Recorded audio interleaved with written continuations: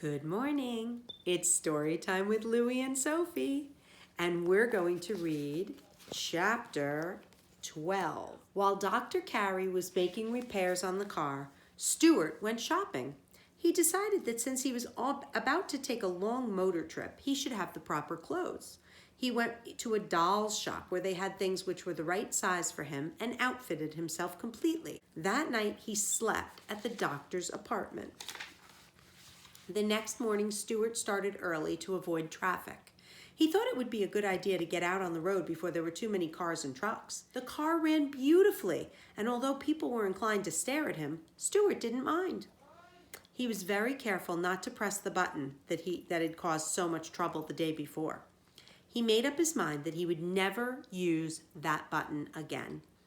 Just as the sun was coming up, Stuart saw a man seated in thought by the side of the road. Stuart steered his car alongside, stopped, and put his head out. "You're worried about something, aren't you?" asked Stuart. "Yes, I am," said the man, who was tall and mild. "Can I help you in any way?" asked Stuart in a friendly voice. The man shook his head.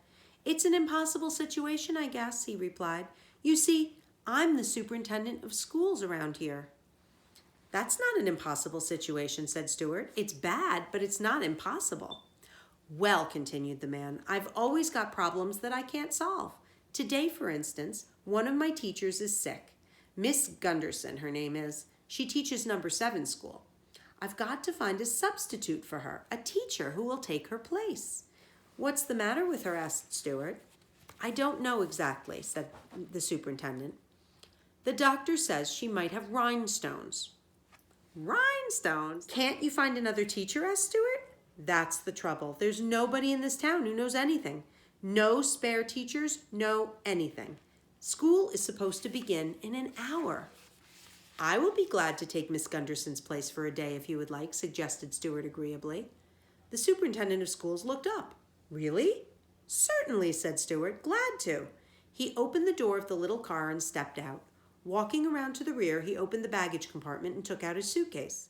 "If I'm to conduct a class in a schoolroom, I'd better take off these motoring togs," his driving clothes, "and get into something more suitable," he said. Stuart climbed the bank, went into the bushes, and was back a few minutes later wearing a pepper and salt jacket, striped trousers, a Windsor tie, and spectacles. He folded his other clothes and packed them away in the suitcase. "Do you think you can maintain discipline?" asked the superintendent. "Of course I can," replied Stuart. "I'll make the work interesting and the discipline will take care of itself. Don't worry about me." The man thanked him and they shook hands. At 9:15, the scholars, the students, maybe I should call you that from now on, the scholars had gathered in school number 7. When they missed Miss Gunderson, the word got round that there would be a substitute. They were delighted. "A substitute," somebody whispered to somebody else. "A substitute, a substitute." The news traveled fast, and soon everyone in the schoolroom knew that they were all to have a rest from Miss Gunderson for at least a day, and were going to have a wonderful experience of being taught by a strange teacher whom nobody had ever seen before. Stuart arrived at 9. He parked his car briskly at the door of the school, stalked boldly into the room, found a yardstick leaning against Miss Gunderson's desk, and climbed hand over hand to the top. There he found an inkwell, a pointer, some pens and pencils, a bottle of ink, some chalk, a bell, 2 hairpins, and 3 or 4 books in a pile. Stuart scrambled nimbly up to the top of the stack of books, nimbly as quickly and easily, and jumped for the button on the bell. His weight was enough to make it ring, and Stuart promptly slid down, walked to the front of the desk, and said, "Let me have your attention, please." The boys and girls crowded around the desk to look at the substitute. Everyone talked at once, and they seemed to be very much pleased. The girls giggled and the boys laughed, and everyone's eyes lit up with excitement to see such a small and good-looking teacher, so appropriately dressed. "Let me have your attention, please," repeated Stuart. "As you know, Miss Gunderson is sick, and I am taking her place." "What's the matter with her?" asked Roy Hart eagerly. Vitamin trouble, replied Stuart. He glared fiercely at the children, and they made no more inquiries about Miss Gunderson. That means they didn't ask any more questions. If you inquire, you're asking a question. Everyone will now take his or her seat, commanded Stuart. The pupils are the students, filed obediently down the aisle, so they walked to their seats. They dropped into their seats, and in a moment there was silence in the classroom. Stuart cleared his throat. Seizing a coat lapel in either hand to make himself look like a professor, Stuart began. Anybody absent? The scholars shook their heads. Anybody late? They shook their heads. Very well, said Stuart. What's the first subject you usually take up in the morning? Arithmetic, shouted the children, which is math. Bother arithmetic, snapped Stuart. Let's skip it. There were wild shouts of enthusiasm at this suggestion. So were the children happy? They were. Everyone in the class seemed perfectly willing to skip arithmetic for one morning. What next do you study? Asked Stuart. Spelling, cried the children. I consider it a very fine thing to spell words correctly. I strongly urge every one of you to buy a Webster's dictionary and consult it whenever you are in the slightest doubt, meaning look up words you don't know how to spell. So much for spelling. What's next? The scholars were just as pleased to be let out of spelling as they were about arithmetic, and they shouted for joy, and everybody looked at everybody else and laughed and waved handkerchiefs and rulers, and some of the boys threw spitballs at some of the girls. Ew. Stuart had to climb onto the pile of books again and dive for the bell to restore order. What's next? He repeated. Writing, cried the scholars. Goodness, said Stuart in disgust. Don't you children know how to write yet? Certainly we do, yelled one and all. So much for that, then, said Stuart. Social studies come next, cried Elizabeth Gardner eagerly. Social studies? Never heard of them, said Stuart. Instead of taking up any special subject this morning, why wouldn't it be a good idea if we just talked about something? The scholars glanced around at each other in expectancy, meaning they're wondering what was going to happen. Could we talk about the way it feels to hold a snake in your hand and then it winds itself around your wrist? Asked Arthur Greenlaw. We could, but I'd rather not, said Stuart. Could we talk about sin and vice, pleaded Lydia Lacey. Sin and vice are all things that are probably inappropriate. No, said Stuart, I'll tell you. Let's talk about the king of the world. He looked all around the room hopefully to see how children liked that idea. There isn't any king of the world, said Harry Jameson in disgust. There ought to be one, said Stuart. Kings are old-fashioned, said Harry. Well, all right then, let's talk about the chairman of the world. Chairman is like the leader. The world gets into a lot of trouble because it has no chairman. I would like to be the chairman of the world myself. You're too small, said Mary Bendix. Oh, fish feathers, said Stuart. Size has nothing to do with it. It's temperament, which is the way you behave, and ability that count. The chairman has to have ability. He must be able to do things, and he must know what's important. How many of you know what's important? Up went all the hands. Very good, said Stuart, cocking one leg across the other, which is crossing his legs. Henry Rackmeyer, tell us what's important. A shaft of sunlight, it's a ray of sun, at the end of a dark afternoon, a note in music, and the way the back of a baby's neck smells if its mother keeps it tidy, answered Henry. Correct, said Stuart. Those are the important things. You forgot one thing, though, Mary Bendix. What did Henry Rackmeyer forget? He forgot ice cream with chocolate sauce on it, said Mary quickly. Exactly, said Stuart. Ice cream is important. Well now, if I'm going to be chairman of the world this morning, we've got to have some rules. Otherwise it will be too confusing with everybody running every which way and helping himself to things and nobody behaving. We've got to have some laws if we're going to play this game. Can anybody suggest any good laws for the world? Albert Fernstrong raised his hand. Don't eat mushrooms, they may be toadstools. That's not a law, said Stuart. That's merely a bit of friendly advice. Very good advice, Albert, but advice and law are not the same. Law is much more solemn, serious than advice. Law is extremely solemn. Anyone else think of a law for the world?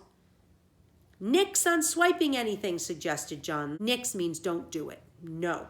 No swiping anything, no taking anything. Very good, said Stuart. Good law. Never poison anything but rats, said Anthony. That's no good, said Stuart. It's unfair to rats. A law has to be fair to everybody. Anthony looked sulky. But rats are unfair to us, he said. Rats are objectionable, which is not very pleasant. I know they are, said Stuart, but from a rat's point of view, poison is objectionable. A chairman has to see all sides to a problem. Have you got a rat's point of view? Asked Anthony. You look a little like a rat. No, replied Stuart. I have more the point of view of a mouse, which is very different. I see things whole. It's obvious to me that rats are underprivileged, meaning they don't have the same opportunities that mice do. They've never been able to get out in the open. Rats don't like the open, said Agnes. That's because whenever they come out, somebody socks them. Rats might like the open if they were allowed to use it. Any other ideas for laws? Agnes raised her hand. There ought to be a law against fighting. Impractical, said Stuart. No scrapping, which is sort of like fighting, said Agnes timidly. Stuart shook his head. Absolutely no being mean, suggested Mildred. Very fine law, said Stuart. When I am chairman, anyone who is mean to anybody else is going to catch it. Who's going to be in trouble. That won't work, remarked Herbert. Some people are just naturally mean. Albert is always being mean to me. I'm not saying it'll work, said Stuart. It's a good law, and we'll give it a try. We'll give it a try right here and now. Somebody do something mean to somebody. Harry, you be mean to Catherine. Wait a minute now. What's that you've got in your hand, Catherine? It's a little tiny pillow stuffed with sweet balsam. Does it say, for you I pine and for you I balsam on it? Yes, said Catherine. Do you love it very much, asked Stuart. Yes, I do, said Catherine. Okay, Harry, grab it. Take it away. Harry ran over to where Catherine sat, grabbed the little pillow from her hand, and ran back to his seat, while Catherine screamed.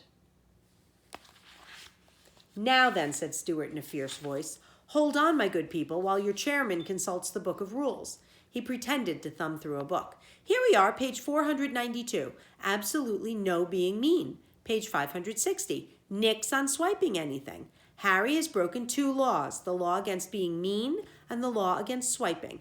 Let's get Harry and set him back before he becomes so mean people will hardly recognize him anymore. Come on. Stuart ran for the yardstick and slid down like a fireman coming down a pole in a firehouse. He ran toward Harry, and the other children jumped up from their seats and raced up and down the aisles and crowded around Harry, while Stuart demanded that he give up the little pillow. Harry looked frightened, although he knew it was just a test. He gave Catherine the pillow. There, it worked pretty well, said Stuart. No being mean is a perfectly good law. He wiped his face with his handkerchief, for he was quite warm from the exertion of being chairman of the world. It had taken more running and leaping and sliding than he had imagined. Catherine was very much pleased to have her pillow back. Let's see that little pillow a minute, said Stuart, whose curiosity was beginning to get the better of him. Catherine showed it to him. It was as long as Stuart was high, and Stuart suddenly thought what a fine, sweet-smelling bed it would make for him. He began to want the pillow for himself. That's a very pretty thing, said Stuart, trying to hide his eagerness. You don't want to sell it, do you? Oh, no, Catherine replied. It was a present to me. I suppose it was given to you by a boy you met at Lake Kapatcong last summer, and it reminds you of him, murmured Stuart dreamily. Yes, it was, said Catherine, blushing. Ah, said Stuart, summers are wonderful, aren't they, Catherine? Yes, and last summer was the most wonderful summer I've ever had in all my life. I can imagine, replied Stuart. You're sure you wouldn't want to sell that little pillow? Don't know as I blame you, replied Stuart. Summertime is important. It's like a shaft of sunlight, a ray of sunlight. Or a note in music, said Elizabeth. Or the way the back of a baby's neck smells if its mother keeps it tidy, said Marilyn. Ah, Stuart sighed. Never forget your summer times, my dears, he said. Well, I've got to be getting along. It's been a pleasure to know you all. Class is dismissed. Stuart strode rapidly to the door, climbed into the car, and with a final wave of his hand, drove off in a northerly direction, while the children raced alongside and screamed, "Goodbye! Goodbye! Goodbye!"